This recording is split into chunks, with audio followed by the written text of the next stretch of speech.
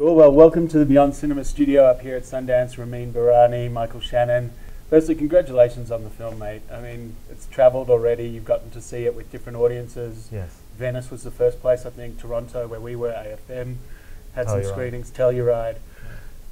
For you getting to show something that is so topical to so many different kind of parts of the world, so many different audiences, are you a curious filmmaker? Do you sit in on the screenings and see how different audiences kind of respond? Or I've tended to premiere a lot in Venice, Telluride, Toronto, so I usually do watch once in Venice to get a more of a European feel, and then I watch here in the States and in Canada to get a sense of North America. I think the next time I'll watch it is one more time, probably a paying audience, because that's a harsher. They're always the harshest, right? Different level of expectations. Yeah, I want my money for it. But it's been good so far because the reaction's been extremely positive. I mean, especially for Michael, they already talk about Academy nomination for him, so that's been amazing. He's one of my favorite actors, I think. He knows I think this. For me, he's in the top 5 in the world in terms of actors. It's just something else. I've seen him on stage and, of course, his film work, and on stage is a whole nother. It's just a whole other thing. So what was the first moment? What was the first time that you saw him and wanted to work with him? I had seen his work for a long time. The first thing that I saw him on stage was a play called Mistakes Were Made, and that upended what I had seen. I mean, he has some film work that has comedic stuff, but it's older and it's smaller. But this Mistakes Were Made was such a complex role, this play that he's in. It's so basically a one-man show for an hour and a half or so of just Michael, endless. And it was so different than anything I'd seen him in. And that was when I realized how versatile he could be. And I tried to write him something slightly different than what he had done before. So you had him in mind from the get-go for this?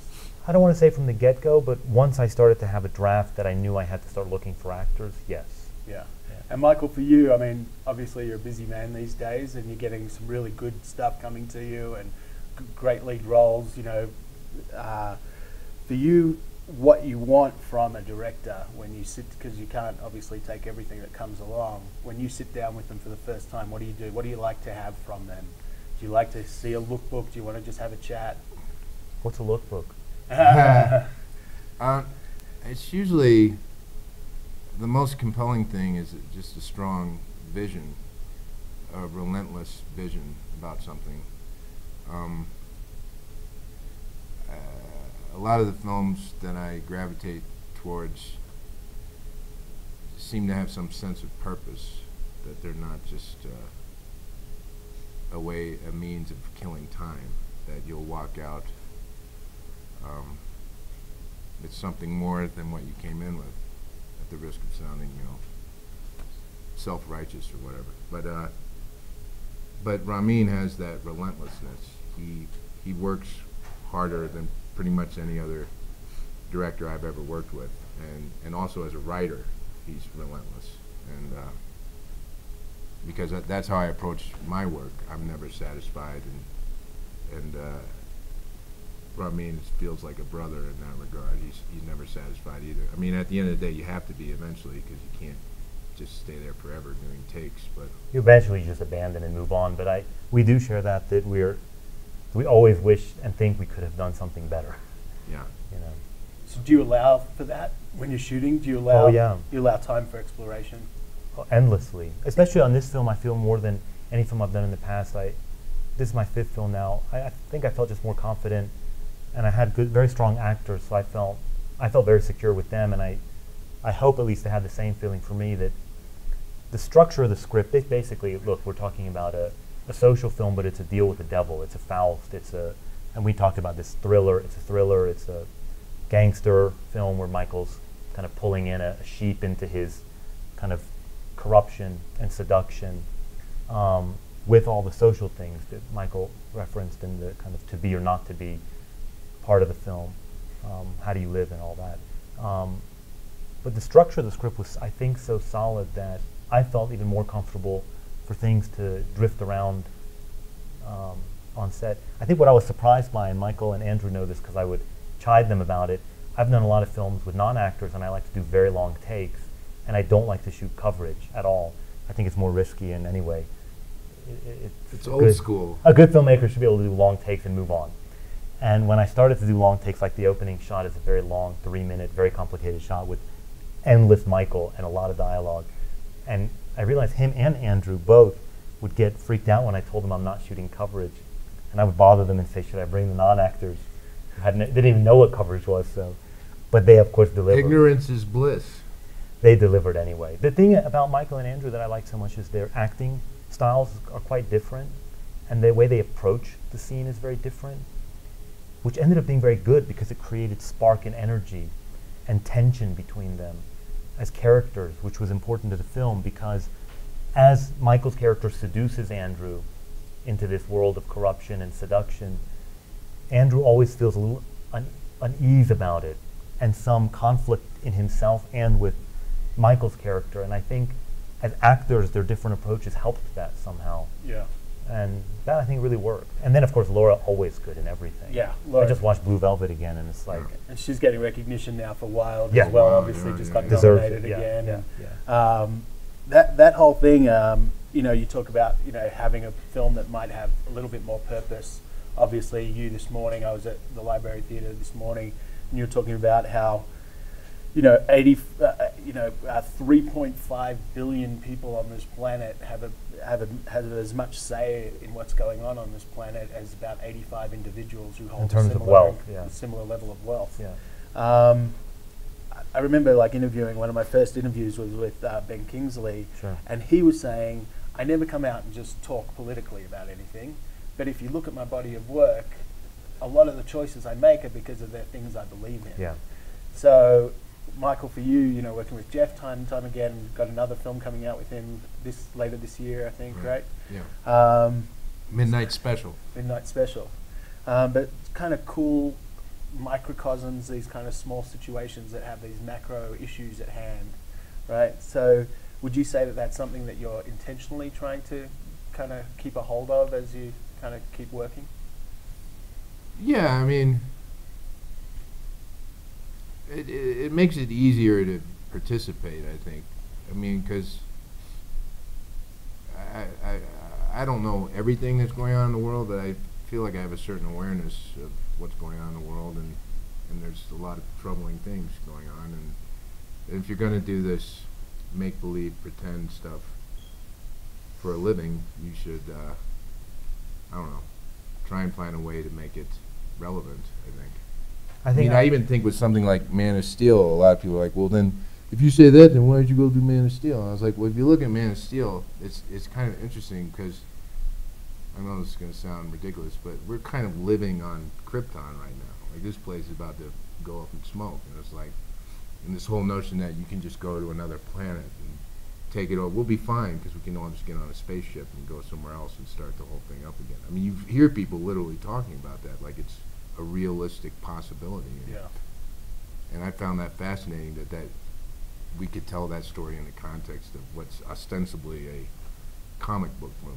Ramin, does that make it hard for you? Like, do you know when you're sitting down with a film like this, and you know it's going to come out and do the festival circuit and then go, you know, get released and come out to a wider audience, and you're going to have to sit, you know, in these sorts of settings and do interviews back to back and become an advocate for the issue of the 1% versus the 99%, of kind of the situation with what was going on in the US with foreclosures and the global financial crisis.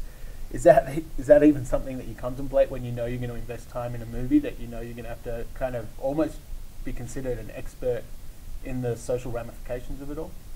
I mean, I like to do research and I like it to be part of the conversation. But for me, it's not just the social element, which is very important to me, and Michael talked about, but I think it's also the human aspect.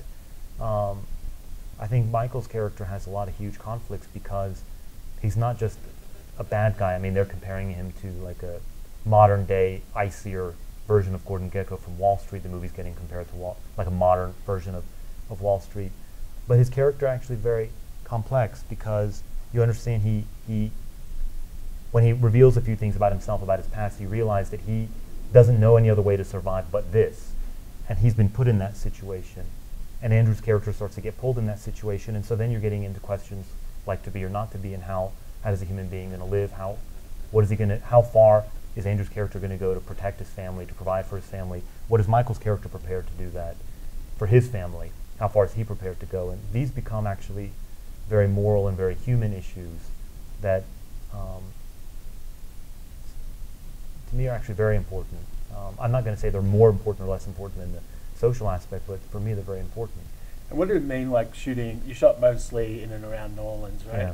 Yeah. Even though the film's shot in Florida. Yeah. Why did you choose New Orleans? Was that just because of the tax incentives and Yeah. things like that? Yeah, there's a very good tax incentive in New Orleans. It made the film financially possible, but creatively it worked. The neighborhoods, no one can tell. I mean, anyone who watches the movie thinks we shot it in Florida.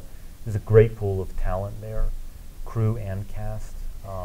Most of the cast was supporting cast or locals, and they're very good.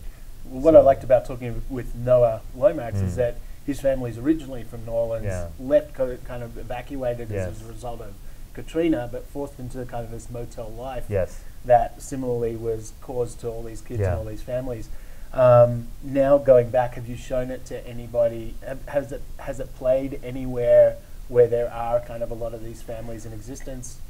Not yet. It's going to come. The film's going to be released, I think, in May, June at the moment. That's what looks like the theatrical release date. So at that point, I'm very excited for people in around the country to see it. But of course, what are people in Florida going to think? New Orleans. What was interesting about New Orleans is the supporting cast. If they hadn't been evicted, many of them had lost their homes to Katrina. So they had an emotional feeling what it means to lose a home. Yeah. But I'm very eager for the theatrical release. Very cool. Yeah. Well, if you had unlimited resources, and a kind of a dream sort of budget in place, where would you shoot? Is there anywhere that's kind of a dream in your mind that you'd love to kind of immerse yourself in any specific location? Well, it's hard to answer that because I'm writing something. So at the moment, my only dream is that. Where's that set? What That's kind of set world? in California. I cannot tell you the world right now. But maybe one day I will. I think it would be good to shoot a movie in Antarctica one day. Michael, what about for you? Oh, I do have you're from Australia, right? Yeah. I would tell you I have another project that I would like to do in Sydney with a friend of mine who's a novelist, but I have to wait for that. The book hasn't come out yet, but when it does, I may find myself in your neck of the woods. Very cool. I love Sydney. Maybe I'll get Michael to do it. I made one of my greatest movies in Sydney. Kangaroo J. Kangaroo. A comedic role for Michael. With Jerry I O'Connell. cast him actually off. I've never seen his other films. They tell me he's good in movies like Jeff Nichols or some TV show called Boardwalk something, but I know him from Kangaroo Jack. Yeah, Kangaroo Jack, the epic. Where would I want to shoot? That's Because film takes you all sorts of places. It really does. It's kind of a gypsy life. I mean, nowadays, honestly, I'm always excited to shoot in New York because now I have a family. So every time I leave, it's hard. I was about to say your answer may be Red Hook. Yeah, shoot in my apartment. That'd be good. Long takes. Yeah, Yeah. very long takes. No coverage. No coverage. For about a year. Yeah. Very cool. Well, it's been a real honor having you both in here. Thank you. Lovely Thank speaking to you. you both. All right, thanks.